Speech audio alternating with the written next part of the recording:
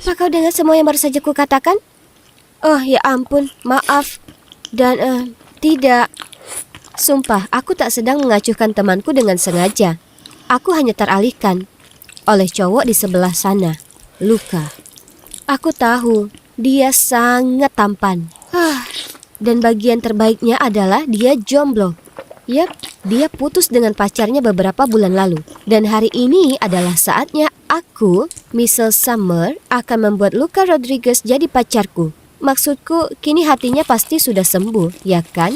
Satu-satunya kelas yang kuikuti bersama Luka adalah bahasa Prancis, jadi sekarang atau tidak sama sekali. Kutulis sepucuk surat cinta dan meminta cowok di belakangku untuk memberikannya ke Luka. Jantungku rasanya berdetak semakin cepat, hingga guruku, Bu Davis, mencegatnya. Siapa yang mengoper surat di kelas? Tak ada ya? Mari kita lihat apa yang begitu penting sampai tak bisa menunggu sampai istirahat. Tunggu, apa beliau serius akan membacanya di depan seluruh kelas? Kusaksikan ia perlahan membuka surat itu. Oh, ampun, seseorang tolong bantu dan hentikan beliau, tolong.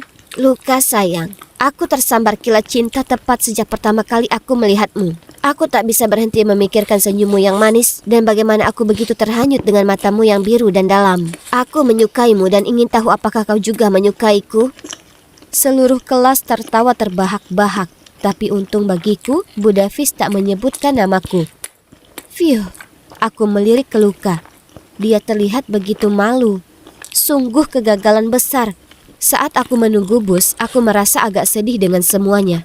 Kemudian hujan turun. Hebat. Dan melengkapinya, tiba-tiba ada mobil lewat dan mencipratiku. Aku betulan basah dari ujung kepala hingga kaki. Aku berteriak marah. Yang benar saja. Mobil itu tiba-tiba mundur, kemudian berhenti di sampingku. Aku menghela nafas saat jendela mobil itu terbuka. Hah? Luka? Apa? Aku minta maaf sekali. Apa kau tak apa? Ya Tuhan. Luka sedang bicara padaku. Oke, tenang Michelle. Bersikaplah santai. Oh, aku tak apa. Itu salahku. Harusnya aku tak duduk di halte bus. Yang benar saja. Bagus sekali. Sempurna. Sekarang dia akan mengira aku ini orang aneh dan berlalu pergi. Tapi dia tak begitu. Sebaliknya dia tersenyum dan berkata, ayo masuk, akan kuantarkan kau pulang. Aku dan Luka sendirian di mobil? Terima kasih semesta. Dengan bersemangat aku masuk. Oh, ada dua orang lain di kursi belakang. Dia mengenalkan mereka itu temannya, Wesley dan Aubrey. Oh, baik sekali dia memberi kami semua tumpangan. Sementara dua temannya mendengarkan musik di kursi belakang, aku bisa bicara dengan Lukas. Itulah saat aku tahu kalau kami punya banyak kesamaan, lebih dari yang kuduga. Dia adalah penggemar berat DC Comics, dan serial favoritnya adalah Arrow dan The Flash. Sama sepertiku. Oh, betapa aku berharap perjalanan ini tak akan pernah sampai ke rumahku. Malam itu, aku tak bisa lakukan apapun kecuali berbaring di kamar melamunkan betapa semua ini seakan tak nyata saat kemudian ponselku berbunyi. Bunda Maria yang Kudus. Seseorang tolong genggam tanganku. Luka barusan mengirimiku pesan. Hei Michelle, maaf sekali lagi membuatmu basah kuyup. Aku senang ngobrol denganmu. Apa aku bermimpi? Aku mencubit diriku untuk memastikan. Aduh.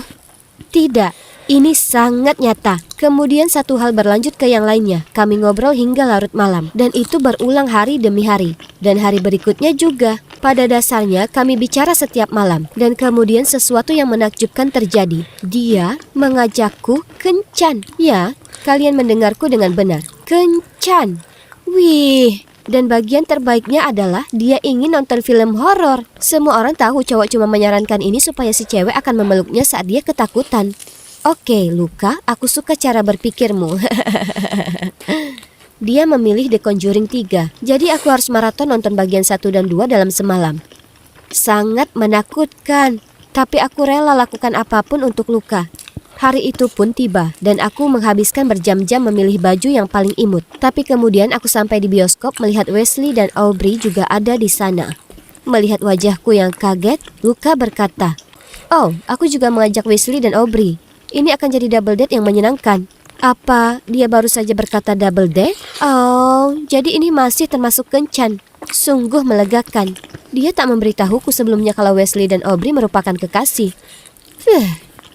Semua kejutan di film itu memang membuatku terus berpegangan pada lengan Luka. Kalian pikir aku akan senang dengan ini, kan? Tapi tak, aku tak senang. Kenapa? Karena aku bukan satu-satunya cewek yang berpegangan pada lengannya. Aubrey juga.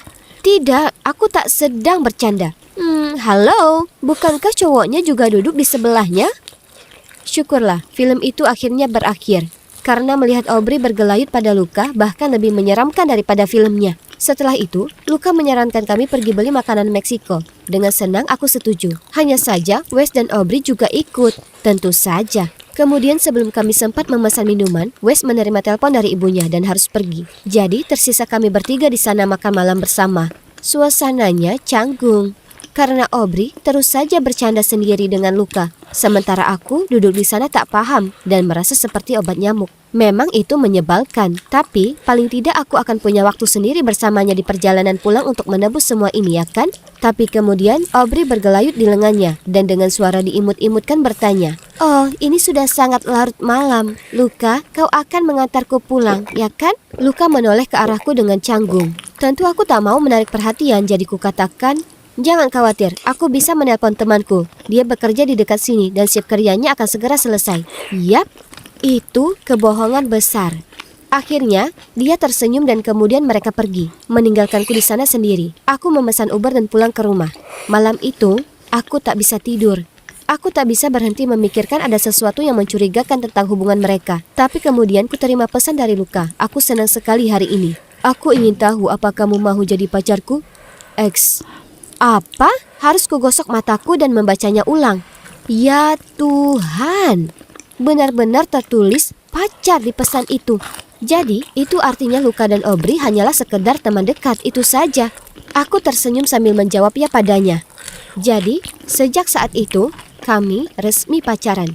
Sungguh menakjubkan. Ya, kecuali satu masalah yang sama. Dia selalu mengajak temannya ikut serta. Setiap hari. Kalian tahu Wesley dan Aubrey sekolah di SMA lain di dekat sini. Saat aku pertama kali bertemu mereka, kukira Luka hanya memberikan mereka tumpangan pulang karena hujan. Tapi ternyata dia mengantar mereka setiap hari. Mereka juga sering nongkrong bareng setelahnya. Jadi itu artinya Luka dan aku tak pernah punya waktu sendiri. Bahkan setengah jam pun tidak. Tapi itu bukan bagian terburuknya. Sejak aku dan Luka resmi pacaran, Aubrey bahkan makin berani dari sebelumnya. Misalnya, suatu kali di taman, Luka sedang makan hotdog dan ada mustard di wajahnya. Aku tertawa kencang sekali dan menyuruhnya untuk tetap diam supaya aku bisa memotret wajahnya yang lucu. Tapi kemudian Aubrey langsung menoleh padanya, mengambil sebuah tisu dan mengelap bersih mustard itu. Dan tak hanya itu saja, dia bahkan minum dari gelasnya, menyuapinya cemilan dan sering memandang terpesona padanya. Kalian pasti bertanya-tanya bagaimana dia bisa terang-terangan menggoda di depan Wes seperti itu? Nah, cewek itu sangat tahu caranya membutakannya. Terkadang dia mencium Wes di pipi atau membelai rambutnya. Jadi siapa yang sebenarnya dia sukai? Wes atau Luka? Kuputuskan untuk melakukan tes untuk cari tahu. Jadi aku merapat ke Luka dan menyandarkan kepalaku di bahunya. Dan seperti yang kuperkirakan, Aubrey melotot padaku dengan mata cemburu. Kemudian, saat dia memilih helai rambutnya dengan jarinya, dia bertanya pada Luka, "Luka, Wes sibuk hari Jumat ini dan aku tak bisa melewatkan les menariku. Apa kau bisa mengantarku ke sana dan menunggu sampai kelasnya selesai?" Luka terlihat kikuk, tapi tak tahu harus berkata apa lagi. Dia bergumam, "Iya, tentu." Sekarang Aubrey mulai berlebihan. Aku perlu menunjukkan padanya kalau Luka tak tertarik padanya dan kalau dia harus mundur. Aku tahu itu agak terdengar jahat, tapi serius. Aku perlu mengambil sikap, kalau tidak aku bisa kehilangan pacarku. Jadi, pada malam Jumat, setelah Luka mengantar Aubrey ke kelas menarinya, aku menelpon Luka dan mengatakan padanya kalau ban sepedaku kempes. Ya, mungkin saja kulubangi sendiri, tapi trik itu berhasil. Luka langsung menjemputku dan mengantarku pulang. Kemudian aku bertanya padanya untuk tetap tinggal karena ibuku memasak lasanya andalannya. Dia tak bisa berkata tidak pada ibuku. Jadi Luka mengirim pesan ke Aubrey menyuruhnya pulang sendiri karena dia sibuk denganku. Berhasil. Hari berikutnya kami berempat nongkrong di kafe. Luka menyadari Aubrey terlihat sedikit lelah, jadi ia bertanya, "Hei Aubrey, apa kau tak apa?" "Oh, bukan masalah besar. Setelah kelas menari aku jalan pulang dan tiba-tiba hujan. Aku tak membawa payung karena kukira kau akan mengantarku pulang, jadi aku basah kuyup." Aku melirik Luka dan bisa lihat dia merasa sangat bersalah. Setelah ngobrol sebentar, aku ke toilet untuk menyegarkan diri. Itulah saat aku menangkap basah Aubrey menepuk-nepuk bedak ke wajahnya supaya ia terlihat lebih pucat. Aku tak percaya ini. Itu enggak banget. Aku perlu melabrak pembohong besar ini. Apa kau benar-benar mengira membuat Luka merasa bersalah akan membuatnya mencintaimu? Aku tak perlu membuatnya melakukan apapun, karena dia sudah mencintaiku. Dengan wajah terkejut, aku berseru. Apa kau bilang? Oh, dia tak memberitahumu? Luka dan aku dulu pacaran, tapi kemudian aku bosan padanya dan putus dengannya. Dia sangat terpukul. Sekarang melihatnya bersamamu, aku sadar aku membuat kesalahan. Dia seharusnya bersamaku. Ya Tuhan, aku tak percaya apa yang baru saja dikatakannya. Bagaimana bisa dia menyembunyikan ini dariku? Aku tak bisa menahan amarahku lagi. Kau ini psycho yang gemar bermain trik kotor kapan saja. Lalu aku bergegas keluar toilet dan menabrak Luka. Apa kau baru saja membentak Aubrey? Jangan jahat begitu. Dia itu sakit karena aku pergi denganmu kemarin.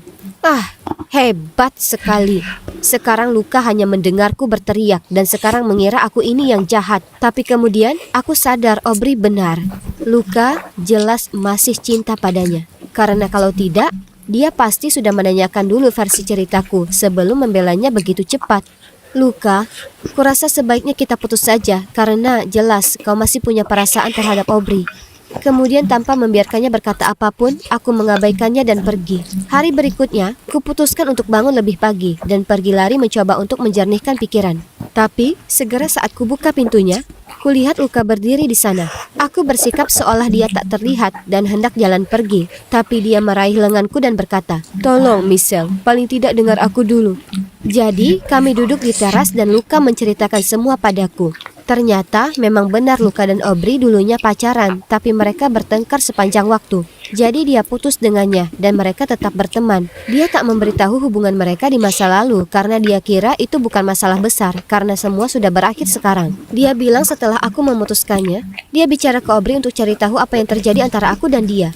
Itulah saat Aubrey mengaku kalau dia masih cinta dengannya dan hanya memacari Wesley supaya dia bisa berada di dekatnya.